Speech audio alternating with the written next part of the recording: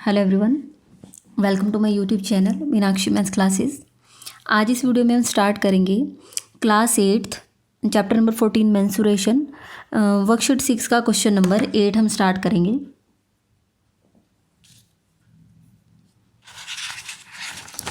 Question number 8 की statement देख लेते हैं एक बार।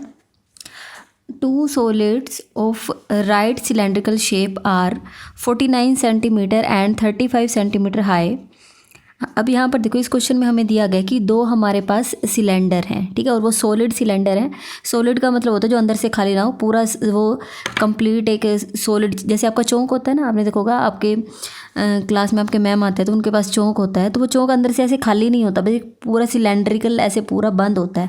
आप अगर पेंसिल भी देखोगे तो पेंसिल, जैसे आप देखोगे कि ये कैप है, कैप तो अंदर से खाली है ना, लेकिन अगर आप पेंसिल देखोगे, पेंसिल पूरी सॉलिड बनी होती है, वो अंदर से खाली नहीं होती, ठीक है। तो इस टाइप से है ये, मतलब पूरा भरे हुए हैं ये। अब इसके बारे में हमें बताया गया है are 49 centimetre and 35 centimetre high. मतलब ये जो दो सिलेंडर है, मैंने इसको फर्स्ट और सेकंड सिलेंडर नेम दे दिया क्योंकि 2 है यहाँ पे, ठीक है। तो अब ये जो फर्स्ट सिलेंडर है इसकी हाइट इन्होंने बोला 49 और जो सेकंड वाला इसकी हाइट इन्होंने बोला है 35, ठीक है। तो अब मैंने अच्छा एक और चीज़ यहाँ पर देखो, क्योंकि एक बार पहले मैं पूरा स्टेटमेंट आपको बता देती हूँ क्या है। Both are melted and moulded into a single cylinder 56 centimetre high, find its base diameter. देखो क्वेश्चन में हमें ये दिया गया है कि दो सिलेंडर हमारे पास पहले थे, उनको हमने मेल्ट किया, ठीक है, और मेल्ट करने के बाद उस मटेरियल से हमने दोबारा एक बड़ा सिलेंडर बना दिया।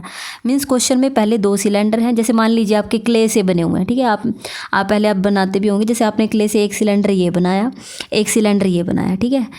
बस अभी तक आपके पास दो सिलेंडर थे, ठीक है। अब बच्चे ऐसे तो है नहीं कि उसको सिलेंडर रहने ही देंगे, उनकी मतलब आदत ही होती है कि उसको पक्का उसको दोबारा क्रश करो, कुछ और बना दो। तो उन्होंने ये जो दो सिलेंडर थे, इनकी ये जो क्ले थी, इनको दोबारा से क्रश किया और उससे वो जो सारी इकट्ठी क्ले होगी उसको इकट्ठा करके एक बड़ा सिलेंडर बना दिया, ठीक है, ये बना दिया। अब आप यहाँ से देखो, इस वाले सिलेंडर की हाइट 49 सेंटीमीटर दी गई है, इस वाले सिलेंडर की हाइट हमें 35 सेंटीमीटर दी गई है। अब आप यहाँ से देखो, अगर मैं इसको भी सिंपली h लिखूँ और इसको भी h लिखूँ तो हमें यहाँ पर ये कन्फ्यूज़न रहेगी कि h अगर मैं, जैसे हमें इसका मान लीजिए वॉल्यूम निकालना है पाई आर स्क्वायर h, तो अगर मैं h लिखूँ तो कन्फ्यूज़न होगा। तो मैंने इसके लिए क्या किया है, पहले सिलेंडर की हाइट को h1 से रिप्रेजेंट कर दिया। h1 हाइट 1, मतलब सिलेंडर 1 की हाइट है h1, उसको वो हमें 49 दी गई है। दूसरे सिलेंडर की हाइट दी गई है 35, उसको मैंने h2 से रिप्रेजेंट कर दिया। अब आपको पता चलेगा कि h1 h2 क्यों लिखे गए हैं। नेक्स्ट है, और ये जो दोनों हैं इनके हमें बताया गया है their base diameter are 16 centimetre and 14 centimetre. यहाँ पर हमें मैंने लिख रखा है, मैं आपको दिखा देती हूँ।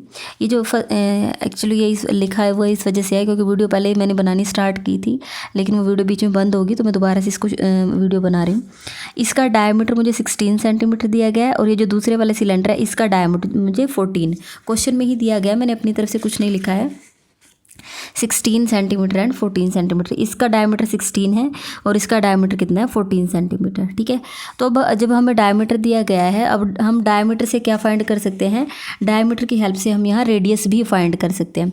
तो ये इसका डायमीटर 16 है, तो रेडियस यहाँ से कितनी आ जाएगी, हमारी रेडियस होती है डायमीटर का हाफ होता है, तो 16 डिवाइडेड बाई 2, 2 1 जार 2, 2 8 आर 16, तो इसकी रेडियस आ गई है 8। और इस वाले सिलेंडर का डायमीटर मुझे 14 सेंटीमीटर दिया गया है, तो इसकी रेडियस कितनी आ जाएगी, 14 को 2 से डिवाइड कर देंगे, 2 7 जार 14, तो यहाँ से रेडियस आ गई है 7 सेंटीमीटर, ठीक है। अब हमें बताया गया कि जो नया सिलेंडर बना है both are melted and moulded into a single cylinder, दोनों को मेल्ट करके एक बड़ा सिलेंडर बना दिया गया है 56 सेंटीमीटर हाई, और इसकी जो हाइट है वो कितनी है 56 centimetre. Find its base diameter. अब मुझे ये बताना है कि ये जो सिलेंडर है इसका डायमीटर कितना है, मीन्स अगर मुझे रेडियस पता चल जाए तो डायमीटर भी निकल जाएगा। अब आप ये देखो, एक चीज़ जो मेन इसमें कंसेप्ट है वो ये है कि जितनी मटेरियल से ये दोनों बने थे, मान लीजिए क्ले है, जितनी क्ले से ये दोनों बने बने थे, हमने उसी क्ले को दोबारा से क्रश किया और फिर हमने ये सिलेंडर बनाया। तो इसका मीनिंग ये हुआ कि जितने मटेरियल से ये बड़ा सिलेंडर बना है उतने ही मटेरियल से ये दोनों बने हुए थे। मतलब जो जितनी भी क्ले थी उससे पहले आपने 2 बनाए थे, फिर उसी क्ले से आपने बड़ी वाला सिलेंडर बना दिया। इसका मीनिंग ये हुआ कि इन दोनों का वॉल्यूम और इस अकेले का वॉल्यूम वो क्या हो जाएंगे, इक्वल हो जाएगा। तो यहाँ से ये जो बड़ा सिलेंडर है इसका वॉल्यूम किसके इक्वल होगा, volume of first cylinder plus volume of second cylinder. ठीक है, तो हम यहाँ पर लिखेंगे वॉल्यूम ऑफ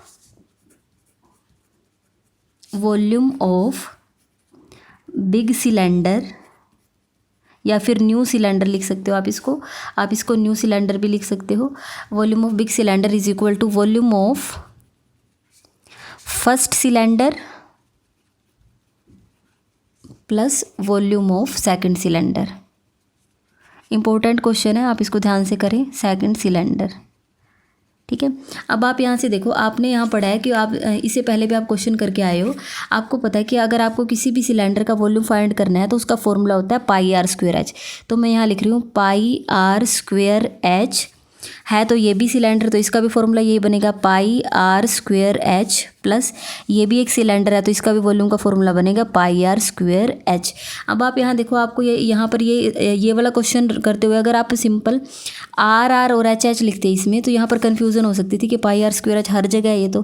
ठीक है, लेकिन आप यहाँ देखो, मैंने यहाँ पर ये किया था कि जो फर्स्ट सिलेंडर था उसकी रेडियस R1H1 लिखी थी, दूसरे वाले में रेडियस R2 हाइट H2 और थर्ड वाले में रेडियस R3 और ये H3।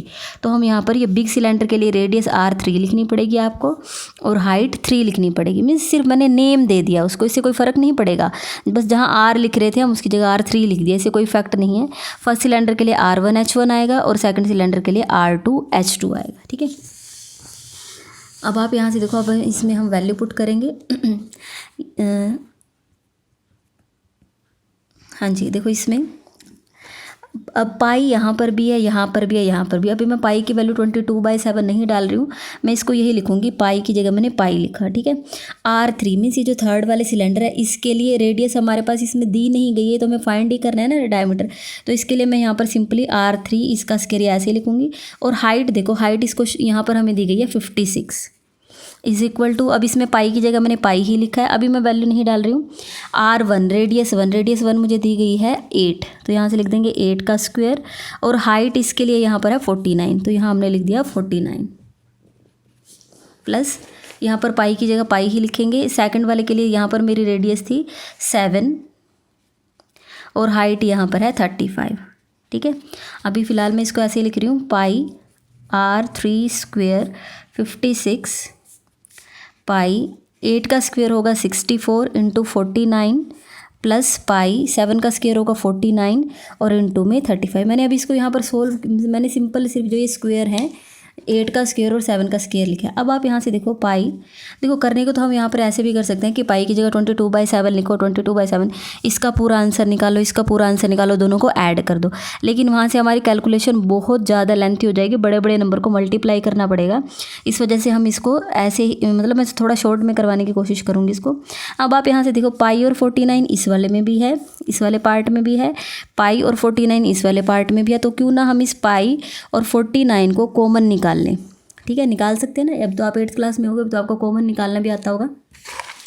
तो हमने यहाँ से पाई और 49 को कॉमन निकाल लिया, तो यहाँ से रह जाएगा 64, इसमें से भी पाई और 49 कॉमन निकल जाएगा, तो यहाँ से रह जाएगा 35। ठीक है, अब आप यहाँ से देखो, पाई इधर भी मल्टीप्लिकेशन में है और यहाँ पर भी मल्टीप्लिकेशन में, तो ये कैंसिल हो जाएगा। अगर कोई सेम चीज़ है दोनों तरफ मल्टीप्लिकेशन में हो, इक्वल के इधर लेफ्ट में भी और राइट में, तो हम उसको कैंसिल कर सकते हैं। ठीक है, तो यहाँ से हमारे पास आ जाएगा R3 square into 56 is equal to यहाँ से 49। अब हम इन दोनों को ऐड करेंगे तो कितना आएगा, 64 और 35 को ऐड करेंगे 99 आ जाएगा। ठीक है, अब R3 का स्क्वायर हम यहाँ पर ऐसे ही लिखेंगे, यहाँ पर 49 इंटू 99 एंड डिवाइडेड बाय, ये जो 56 इधर मल्टीप्लाई में, तो इधर जाके कहाँ जाएगा, डिवीज़न में। अब इसमें जितना आप इसको कैंसिल कर सकते हो इसको कैंसिल करो। देखो 7 के टेबल में 49 और 56 दोनों आते हैं, 7 7 ज़ार 49, 7 8 ज़ार 56, तो यहाँ से आ जाएगा R3 square is equal to 99 into 7 and divided by 8। तो अब आप यहाँ पर क्या करो, मैं इधर रफ वर्क के लिए लाइन लगा रही हूँ। तो 99 को पहले आप 7 से मल्टीप्लाई कर लो 693, ठीक है। तो यहाँ से आ जाएगा 693 डिवाइडेड बाय 8। अब आप यहाँ से देखो, आपके पास यहाँ पर आया है 693 एंड डिवाइडेड बाय 8।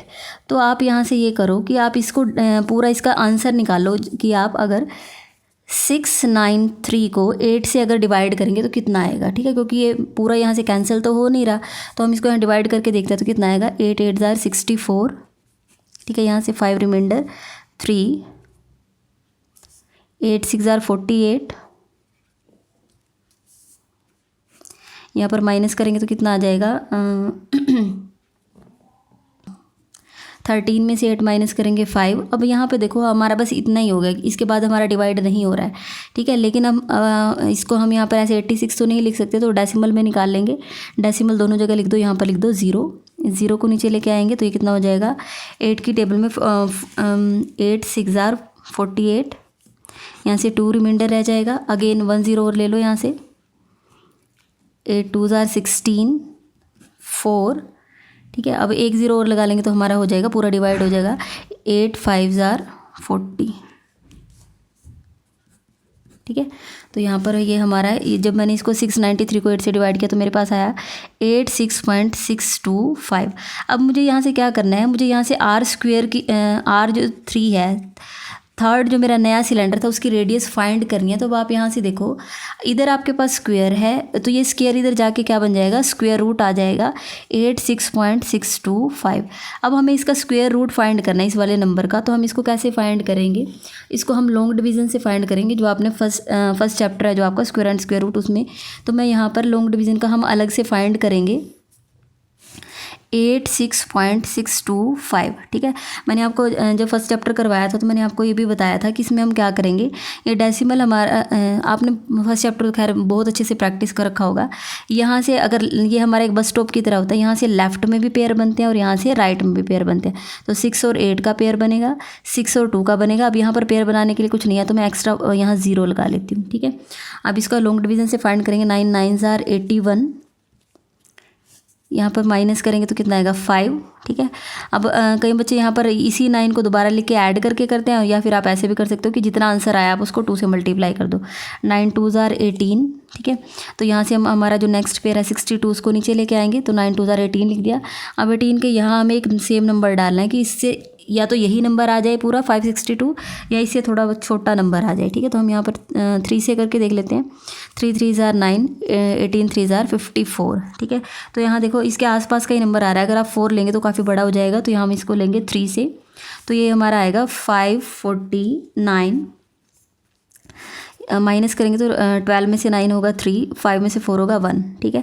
अब हम नेक्स्ट पेयर हमारा 50 यहाँ नीचे ले आते हैं। 93 को 2 से मल्टीप्लाई करेंगे तो कितना आएगा 6, 186। अब आप यहाँ पर देखो कि अगर आप